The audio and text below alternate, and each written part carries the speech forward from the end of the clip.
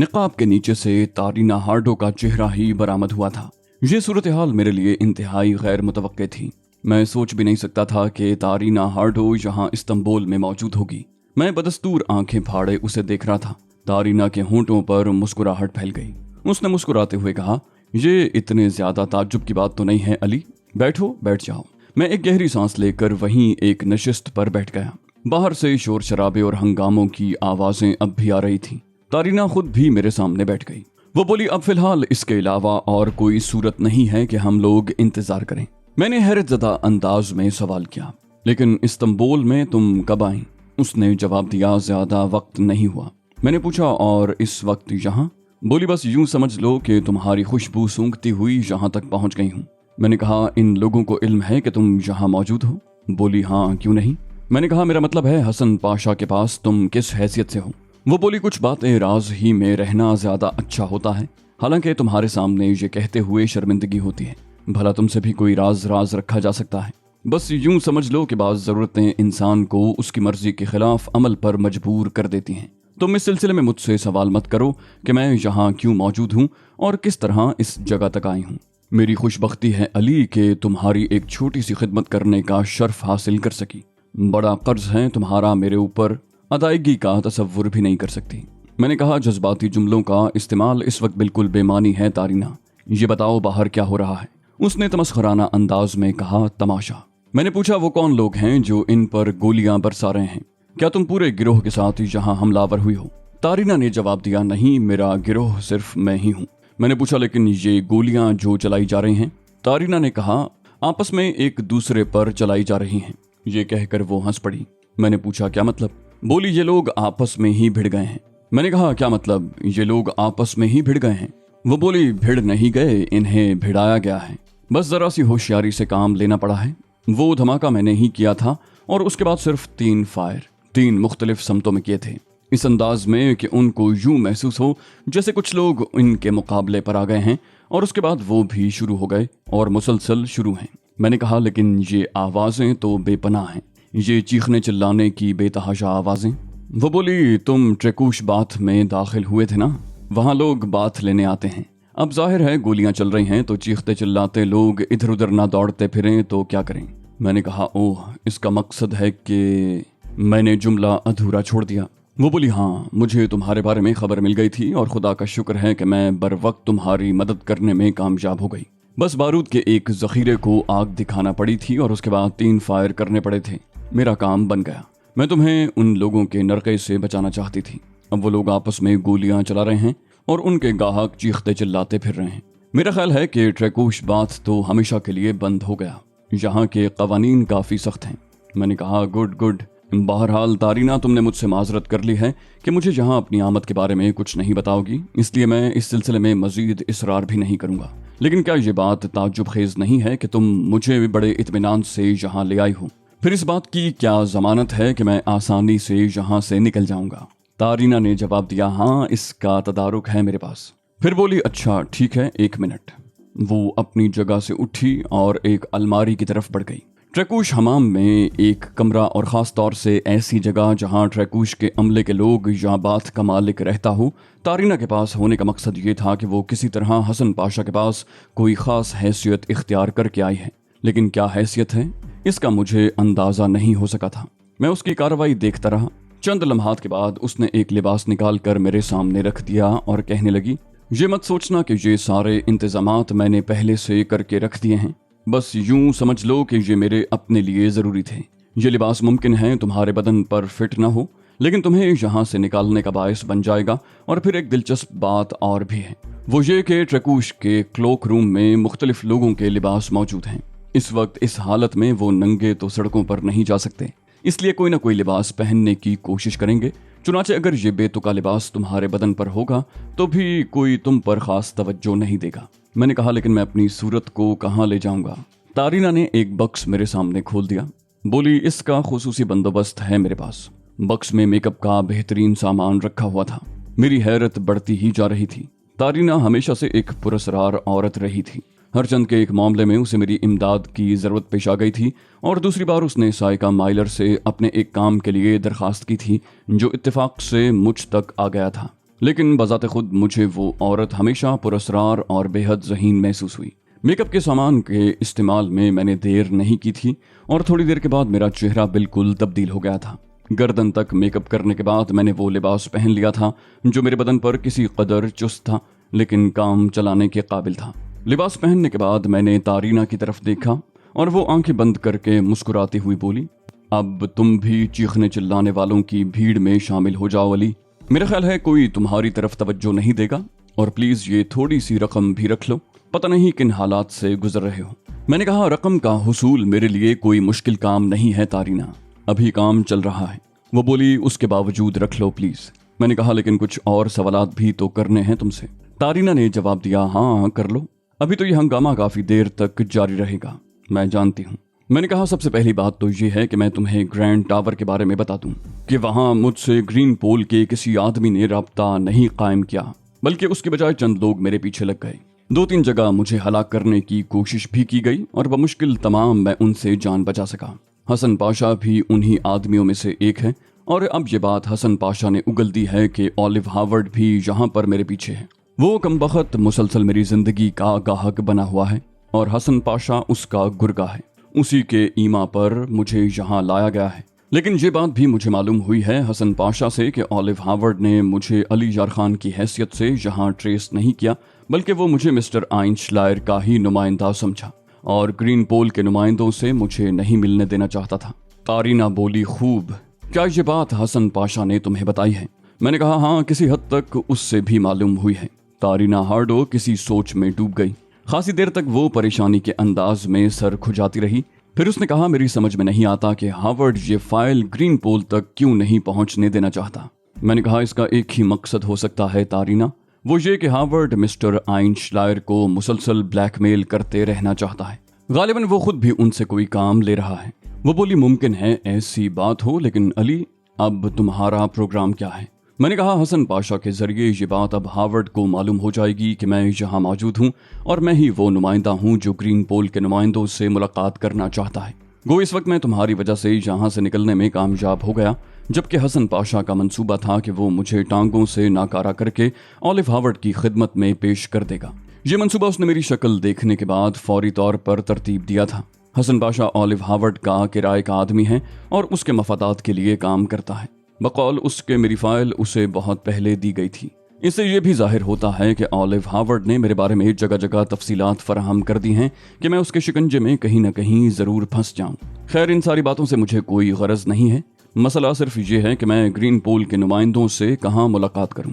तारीना बोली, जहां तक मेरी मालूमात का ताल्लुक है, अगर उन्होंने ग्रैंड टावर में तुमसे मुलाकात करने की कोशिश नहीं की तो इसका मतलब यही है कि वो भी हार्वर्ड के प्रोग्राम से किसी हद तक वाकिफ हो गए हैं, या मुमकिन है हार्वर्ड ही ने उनके रास्ते में रुकावटें डालने की कोशिश की हो। ताहम मैं तुम्हें एक जगह का पता बता देती हूँ, वहां अगर तुम कोशिश करो तो ग्रीन पोल के नुमाइंदों से राब्ता कायम कर सकते हो। मैंने पूछा, कौन सी जगह है वो बोली, हिप्पोड्रम के बाएं कोने में कॉनिस नामी एक होटल है। ज्यादा अच्छी जगह नहीं है, तुम्हें पसंद नहीं आएगी, लेकिन कॉनिस के काउंटर पर अगर तुम जाकर सफेद रूमाल रखोगे तो मेरा ख्याल है तुम्हारा काम बन सकता है। तुम उन लोगों पर एतबार कर सकते हो। मैंने पूछा, कॉनिस? वो बोली, हाँ, हिप्पोड्रम के बाईं समत तुम्हें उसका नियॉन साइन नजर आ जाएगा। मैंने कहा, ठीक है, लेकिन हार्वर्ड के मामले में खास संजीदगी से सोचना पड़ेगा तारीना। अच्छा, एक बात और बताओ, क्या यहाँ तुमसे मेरा दोबारा राब्ता कायम हो सकता है? वो बोली, अली, ये सब हालात के तहत है। मैं खुद भी यहाँ एक मिशन पर आई हुई हूँ। कोशिश करूंगी कि तुमसे मिलूं। तुम अपना काम अंजाम दो, मैं तुम्हें खुद तलाश कर लूंगी। उसने जवाब दिया और मैं पुरख्याल अंदाज में गर्दन हिलाने लगा। फिर वो बोली, देर न करो, इससे कबल कि यहाँ का हंगामा खत्म हो जाए तुम्हें यहाँ से निकल जाना चाहिए, क्योंकि इसके बाद वो तुम्हारी तरफ मुतवज्जे होंगे। सूरत हाल का अंदाजा लगाने में उन्हें बहुत ज्यादा दिक्कत नहीं पेश आएगी। मैंने कहा, ओके तारीना, लेकिन तुमने मेरे लिए सोचने को बहुत कुछ छोड़ दिया है, मैं तुम्हारे लिए उलझा रहूंगा। वो बोली, प्लीज अली, मेरी फिक्र मत करो, मैंने ये छोटा सा काम करके तुम्हारी कोई खास खिदमत अंजाम नहीं दी है। बाहर तौर मैं कोशिश करूंगी कि जिंदगी के किसी मरहले पर तुम्हारी इन इनायात का सिला दे सकूं। मैंने उसे खुदा हाफिज कहा और कमरे का दरवाजा खोलकर बाहर झांका। रास्ते सुनसान पड़े हुए थे, चुनाचे मैं बर्क रफ्तारी से दौड़ता हुआ एक तरफ पहुंच गया। ये इल्म हो गया था मुझे कि ये वही जगह है जहां मैं दाखिल हुआ था, यानी ट्रिकोश बात। चुनाचे रास्तों का अंदाजा लगाने में मुझे कोई दिक्कत पेश नहीं आई और थोड़ी देर के बाद मैं भी चीखने चिल्लाने वालों में शामिल हो गया। बेशुमार लोग थे जो अभी तक यहाँ से नहीं निकल पाए थे। अजीब अजीब हुलिये हो रहे थे उनके, कुछ कीचड़ में नहाए हुए थे और कुछ पानी में भीगे हुए चूहों की मानंद नजर आ रहे थे। सबके चेहरों पर बदहवासी थी। उस वक्त मुझे भी उन्हीं के अंदाज में सारे काम करने थे। चुनाचे मैं भी चीखता चिल्लाता हुआ बैरूनी दरवाजे की समत भागा। गोलियां चलना बंद हो गई थीं। लोग एक दूसरे से सूरत हाल मालूम करते फिर रहे थे। खासी अजीब सी हालत थी यहाँ की। मुझे दरवाजे से बाहर आने में कोई दिक्कत ना हुई। ट्रैकुश बात के सामने पुलिस की चंद गाड़ियां आकर रुकी थीं। मैंने एक ऐसा रास्ता इख्तियार कर लिया जहां पुलिस से मेरी मुठभेड़ ना हो और फिर उस रास्ते पर दौड़ता चला गया। थोड़ी ही देर के बाद मैं ट्रैकुश से काफी दूर निकल आया। मेरा लिबास अब इतना बेतुका भी नहीं था कि हर शख्स की निगाह मुझ पर पड़ने लगे। मैं टैक्सी की तलाश में इधर उधर निगाहें दौड़ाने लगा, लेकिन कमबख्त टैक्सी का दूर दूर तक पता नहीं था। काफी दूर पैदल चलने के बाद बिलाखिर मुझे एक टैक्सी मिली और मैं उसमें बैठकर पे कार्ड की तरफ रवाना हो गया। पे कार्ड में पहुंचने के बाद मैंने सबसे पहला काम यही किया कि गुस्ल खाने में जाकर तकरीबन आधे घंटे तक गर्म पानी के नीचे बैठा रहा। उसके बाद एक हल्का फुल्का लिबास पहनकर बाहर निकल आया। वेटर को बुलाकर कॉफी तलब की और 2 प्याली कॉफी पीने के बाद कुर्सी पर बैठकर ऊँघने लगा। इन सारे वाकयात ने दिमाग की चोलें हिलाकर रख दी थीं और कोई फैसला नहीं कर पा रहा था कि ये क्या हो गया और अब मुझे क्या करना चाहिए। हार्वर्ड कमबख्त की यहाँ मौजूदगी मेरे लिए सुहाने रूह थी। उस शख्स ने नाक में दम कर रखा था। अभी तक मैं अपने मकसद की तकमील के लिए कोई मंसूबा बंदी नहीं कर सका था और इस बार तो मैं नादानिस्तगी में उसके हाथों मारा ही गया था। कमबख्त बहुत फतीन इंसान था। आइंशलायर के पीछे पड़ गया था और ग्रीन पोल के साथ मिलकर साजिशें कर रहा था। अब जब उसे हसन पाशा से ये बात मालूम होगी कि मैं आइंशलायर का नुमाइंदा बनकर यहाँ आया हूँ तो फिर उस वक्त क्या सूरत हाल होगी। काश हसन पाशा भी इस हंगामे में काम आ जाता तो कम से कम हार्वर्ड को मेरी शख्सियत का इल्म ना हो पाता, क्योंकि हसन पाशा ही के जरिए वो इस सूरत हाल से आगाह होगा। क्या ये मुनासिब नहीं है कि हार्वर्ड के सूरत हाल से आगाह होने से पहले ही मैं ग्रीन पोल के सिलसिले में कोई मुनासिब कार्रवाई कर लूं? मैंने सोचा, लेकिन उस वक्त सूरत हाल ऐसी थी कि मैं कोई भी जिस्मानी मुशक्कत करने के लिए अपने आप को तैयार नहीं कर पा रहा था। चुनाचे ऐसे कोई भी कोशिश मेरे लिए नुकसानदेह ही हो सकती थी। दूसरा मसला तारीना हार्डो का था। वो यहाँ क्यों कर आई? लेकिन इस मसले को खुद ही मैंने जहन से झटक दिया। अब ऐसा भी क्या इंसान को अपने जहन पर काबू न रहे? तारीना हार्डो ने अपने बारे में कोई तफसील नहीं बताई थी, न सही। हो सकता है उसका भी कोई मिशन हो और वो किसी और मकसद के तहत यहाँ आई हो, लेकिन जिस अंदाज में वो मेरी मदद के लिए पहुंची थी वो नाकाबिले यकीन सा था। मैं सोच भी नहीं सकता था। रात हो चुकी थी।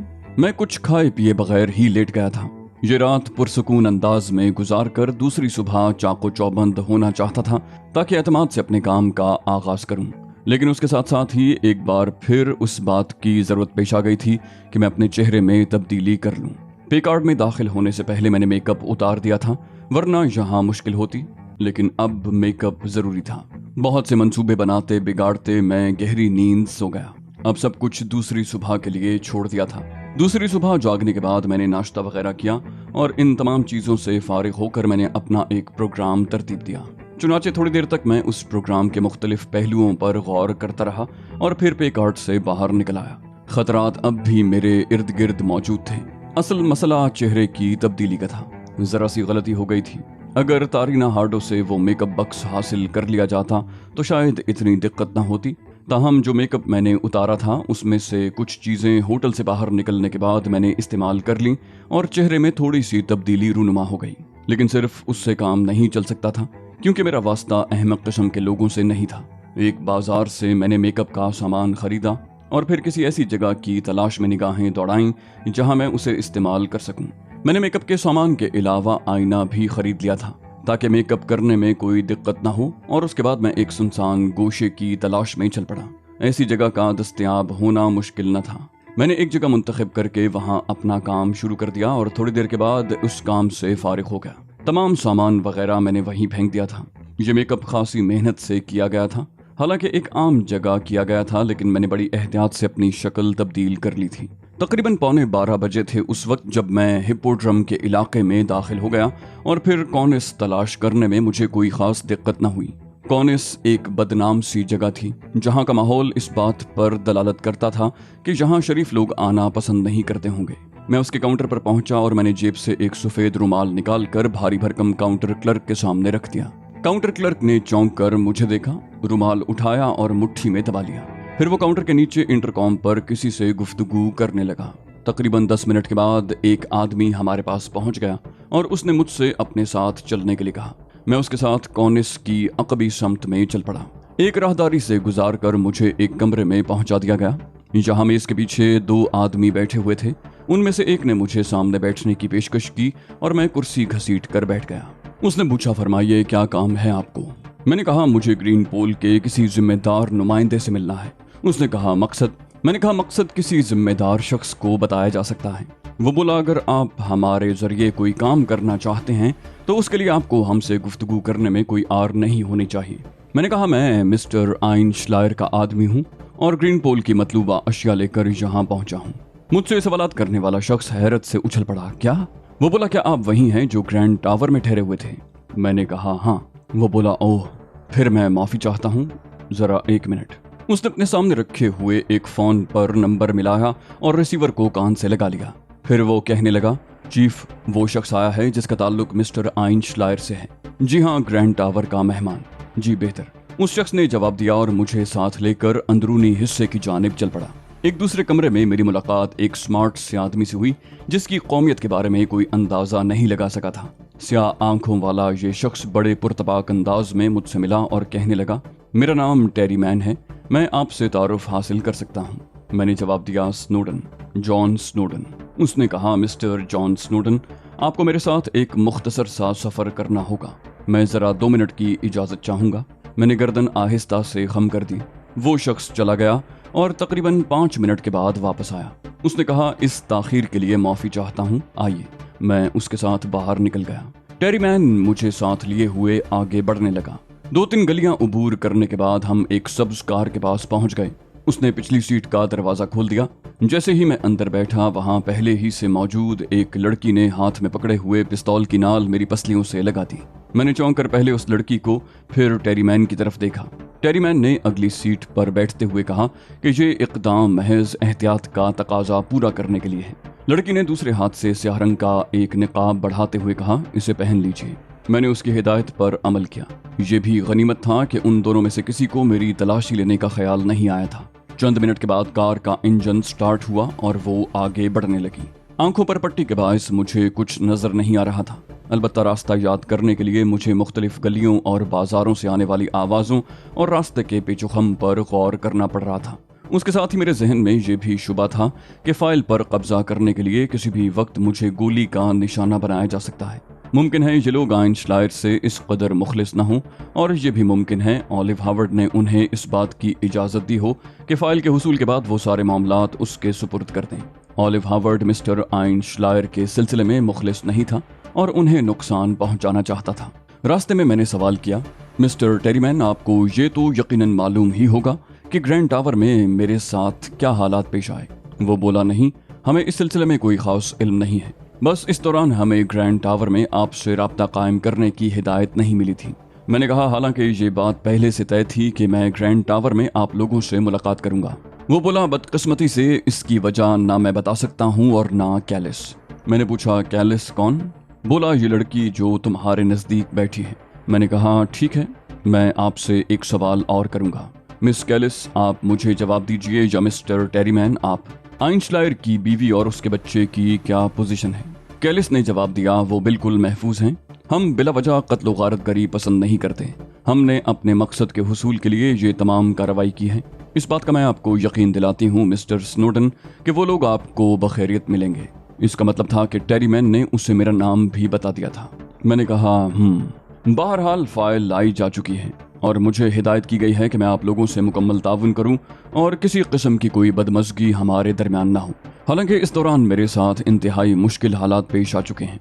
मेरी इस बात का किसी ने कोई जवाब न दिया। कार में खामोशी छाई हुई थी। मैं बाहर की आवाज़ों पर कान लगाए हुए था। उस वक्त जिस सड़क से हम गुजर रहे थे वहाँ शायद गड्ढे ज्यादा थे। यही वजह थी कि गाड़ी को मुसलसल झटके लग रहे थे। कुछ फासले पर घंटियों की आवाज़ें सुनाई दे रही थीं। फिर दफतन ऐसा मालूम हुआ जैसे हम गहरी तारीकी में पहुंच गए हों। मैंने अंदाज़ा लगाया कि हम इस वक्त किसी सुरंग से गुजर रहे हैं। तकरीबन 1 मिनट के बाद हम खुली फजा में आ गए और उसके साथ ही पानी गिरने की आवाज़ सुनाई देने लगी। जैसे कोई पहाड़ी नदी या छोटा सा आबशार हो। उसके बाद तकरीबन 5 मिनट तक खामोशी छाई रही। फिर सड़क के करीब मवेशियों की आवाज़ें सुनाई देने लगीं और उसके कुछ देर के बाद गाड़ी रुक गई। टेरीमैन ने दरवाज़ा खोला और नीचे उतर गया। कदमों की आवाज़ के साथ कुछ अजनबी सी आवाज़ें भी सुनाई देने लगीं और फिर मेरी आंखों से पट्टी खोल दी गई। लेकिन मैं ये देख कर चौंक गया कि कार को मुकम्मल तौर पर तरपाल वगैरह से ढक दिया गया है। डैशबोर्ड की बत्ती की सुर्ख रोशनी में नज़दीक बैठी हुई कैलिस का चेहरा बड़ा पुरस्कार लग रहा था। वो लड़की खूबसूरत थी, लेकिन कुछ तीखे और अजीब से खद्दोखाल की मालिक थी और अब भी मुझ पर पिस्तौल ताने हुए थी। चंद सेकंड के बाद किसी ने बाहर से कार का दरवाज़ा खोला और एक दरमियानी उम्र की औरत एक तकरीबन 11 साल बच्चे के साथ अगली सीट पर आ बैठी। उन दोनों की आंखों पर भी पट्टियां बंधी हुई थी। मुझे अंदाज़ा लगाने में दिक्कत नहीं हुई कि ये आइन श्लायर की बीवी और बेटा है।